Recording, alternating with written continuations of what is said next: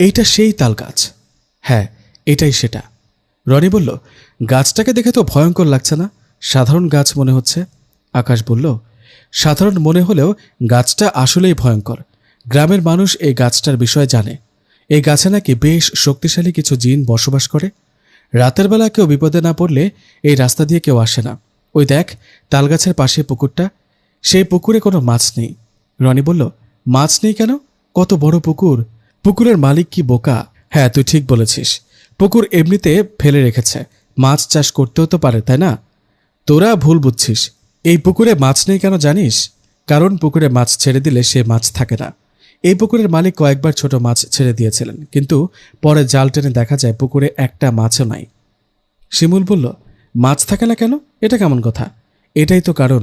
শুধু এই তালগাছটি ভয়ঙ্কর না, ওর সাথে এই পুকুরটাও ভয়ঙ্কর। লোকে বলে পুকুরের মাছ ওই জিনেরা খেয়ে ফেলে।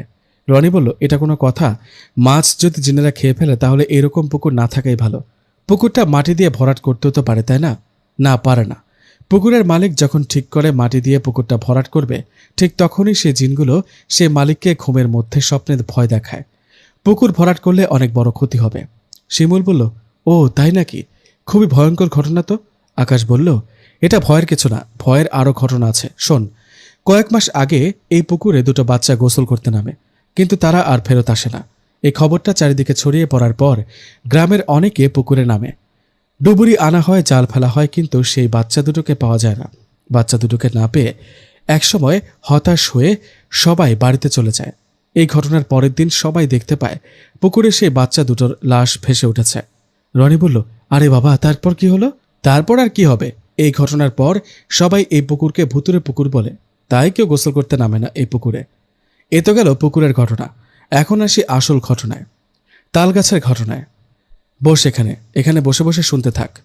আকাশের কথায় রনি ও শিমুল দুজনে বসে আকাশকে বলে, এখন পুরো ঘটনা বল। রনি ও শিমুলের কথায় আকাশ বলে, শোন তাহলে।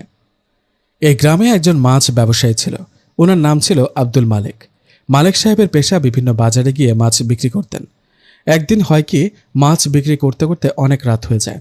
এদিকে সেদিন সব মাছ বিক্রিও হয়নি। তাই মালিক সাহেব ভাবেন, আজ আর বিক্রি হবে না, বাজারে তো লোক নেই, রাতও অনেক হয়েছে, বাড়িতে চলে যায়। তো কথা মতো মালিক সাহেব সব কিছু ব্যাগে নিয়ে সাইকেলে করে বাড়ির দিকে আসতে লাগলো। অন্ধকার রাত, মালিক সাহেবের সাথে একটা লাইট ছিল, সেটার আলোতে সাইকেল চালাচ্ছেন। তো সাইকেল চালাতে চালাতে একসময় মালিক সাহেব সেই তালগাছের কাছে চলে আসে। সেখানে আসতেই মালিক সাহেব খেয়াল করলেন তার সাইকেলটা আস্তে আস্তে থেমে যাচ্ছে। মনে হচ্ছে কেউ পেছন থেকে শক্ত করে টেনে ধরছে। এই অবস্থা দেখে মালিক সাহেব